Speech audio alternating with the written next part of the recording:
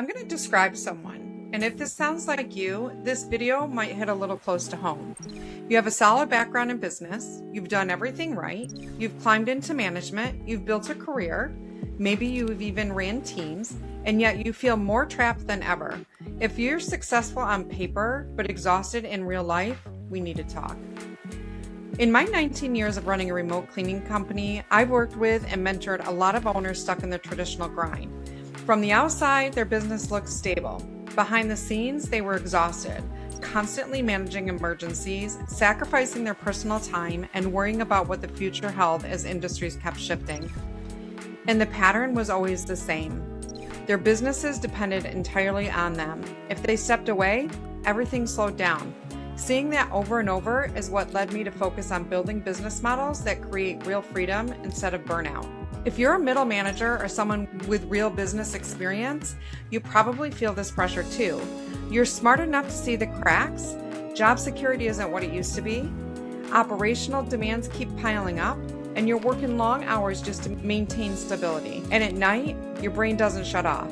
You're thinking, what happens if my role disappears? How long can I keep running at this pace?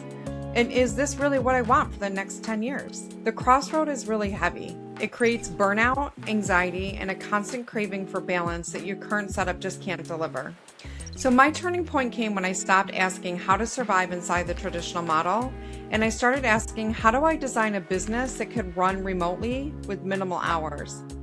That's when I discovered the concept of building a remote cleaning business, a system-driven operation designed for flexibility and stability, not a hustle, a structure.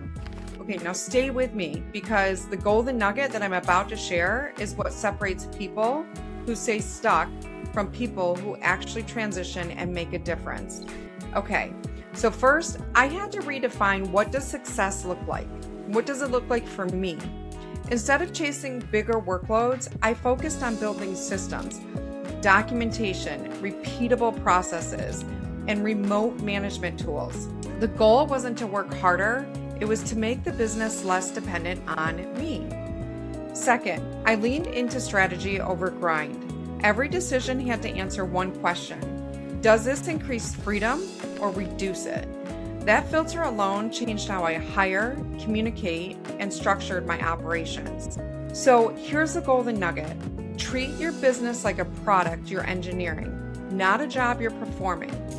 Every task you repeat more than twice becomes a documented system. When you start engineering your operation this way, you're building an asset, something that can function even when you step back. If you apply just that mindset shift alone, you'll start seeing opportunities to remove yourself from the day-to-day chaos almost immediately. But the mindset is only one piece. A true business in a box model connects systems, remote oversight, and team structure into a framework that supports growth without stealing your life. It's the difference between owning a job and owning an asset. When my remote cleaning business started running smoothly, the feeling was hard to describe. I wasn't just financially stable, it was relief. I could be hands-on by choice, no obligation. I had control over my schedule again. For the first time in years, work supported my life instead of consuming it. That sense of competency and mastery, knowing you built something sustainable, is incredibly powerful. And I'll tell you this, transitions like this are faster and less lonely when you're connected to people on the same path. Surrounding yourself with others who are designing freedom-focused businesses creates accountability and momentum you can't replicate alone. If this resonates with you right now, please like this video and subscribe. I'm sharing real strategies for building flexible, system-driven businesses, and I want you here for the journey. And I'm curious, what part of the current work situation feels most unsustainable for you?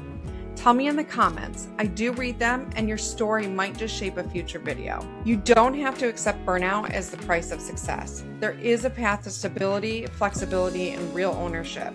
It starts with deciding that your business should serve your life, not the other way around. Thanks for watching, and I'll see you in the next video.